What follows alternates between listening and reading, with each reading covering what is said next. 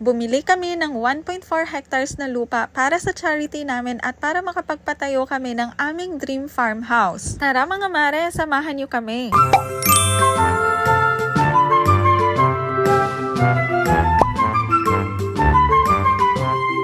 Ngayong araw mga mare, samahan nyo kaming pumunta sa aming bagong bili na lupa. Bumili kasi kami ng 1.4 hectares na lupa na merong palayan. Kasi mga mare, magtatayo kami dito ng aming dream farmhouse. Alam nyo kasi mga mare, isa ito sa mga pinapangarap naming mag-asawa na makapagpatayo ng farmhouse na ang matatanaw namin is puro palayan. So ito nga po pala yung lupa na pagtatayuan namin ng aming dream farmhouse. So ang lupang ito mga mare ay may sukat na 2,000 square meters tapos yung palayan is 1.1 hectares.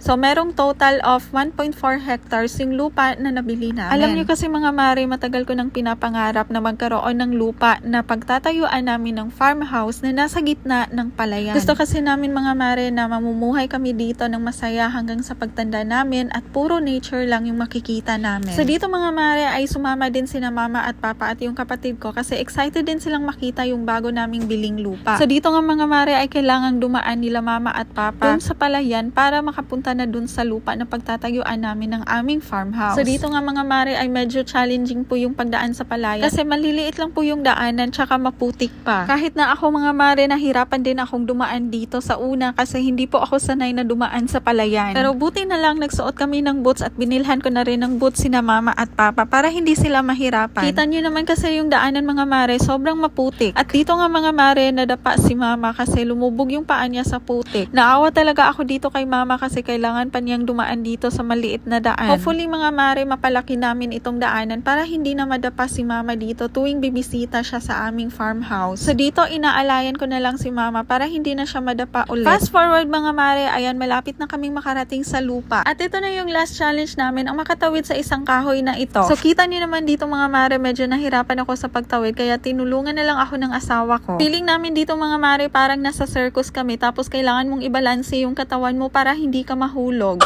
At sa wakas mga mare, nakarating na rin kami. Buti na lang din talaga nagdala kami ng folding chairs and folding tables na binili ko sa Shopee para meron kaming paglalagyan ng aming mga pagkain. Flex ko lang din muna mga mare kung ano yung magiging view ng aming magiging farmhouse dito. Sobrang nakaka-relax talaga at nakakatanggal ng stress yung tanawin dito. At ang pinakagusto ko talaga dito mga mare is sobrang dami ng tanim na prutas. Kita niyo naman dito mga mare, meron ng puno ng lansones, puno ng mangga at puno ng saging. At sobrang dami nang nakatanim na prutas na dito na hindi ko lang na video. Paano ba naman kasi mga mare, natatakot akong gumala sa paligid kasi baka merong ahas. Kasi hindi pa po namin napapalinisan yung paligid dito. At dito nga ay tuwang-tuwa yung asawa ko kasi nakakuha na siya ng isang buwig na saging. O diba, mabubuhay ka na talaga dito basta marunong ka lamang magtanim. At tingnan yung mga mare, meron din ditong puno ng kalamansi. Napagkamalan nga namin ito ni mama na orange dahil sa sobrang laki ng bunga. So dito nga mga mare, kumuha na rin ng mga bunga ng kalamansi yung asawa ko. At tingnan nyo naman mga mare, kung gaano kalaki yung bunga ng kalamansi, mapapagkamalan nyo talaga itong cat or orange. Tapos trinay ding tinikman ni na mama at papa yung kalamansi, tapos ang sabi nila, matamis daw, parang orange.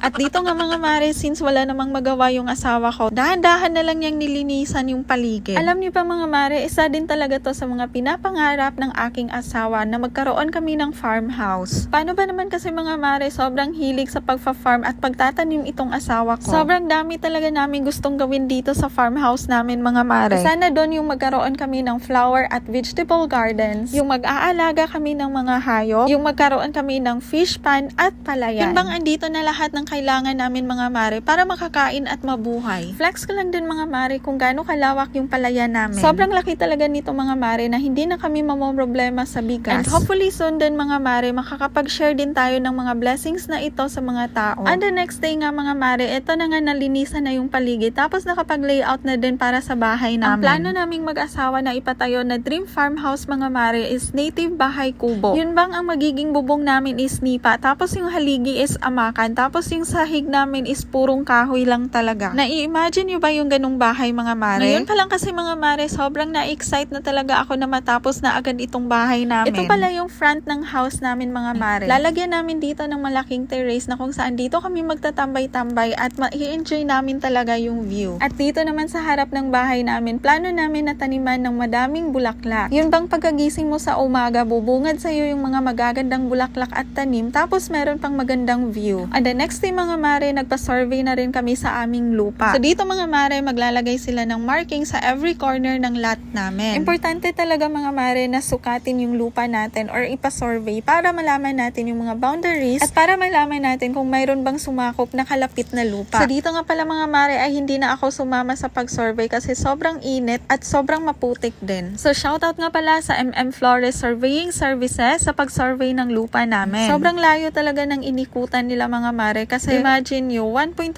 hectares yung kailangan nilang lagyan ng markings. Shoutout din pala kay Sir Richard Italia sa pagtulong sa mga surveyors namin na malocate yung mga boundaries ng lupa namin. So dito mga mare, hindi ko talaga alam paano i-voice over ito kasi hindi ko alam yung proseso ng pag-survey nila. At hindi rin kasi ako sumama kasi sobrang init. Masisira talaga yung beauty natin dito mga mare. So dito nga mga mare, pinakita niya yung listahan ng utang. Hindi na nga niya makita yung mga tao na nasa listahan niya kaya siguro dito siya naghanap. So dito nga ay patuloy sila sa paghahanap. Hindi ko alam kung naghahanap ba sila ng gold or naghahanap sila ng Pokemon. At ilang minuto ang nakalipas, ayan nakahanap na siya ng Pokemon. Dito daw yung daan. Fast forward mga mare, nahanap na nila lahat ng Pokemon. After pala nilang mag-survey mga mare, pinalunch namin sila. And in-orderan namin sila ng isang pack lunch na Jollibee. So ayun lang muna sa ngayon mga mare. Sana nag-enjoy kayo sa video ito. See you on our next video. Bye!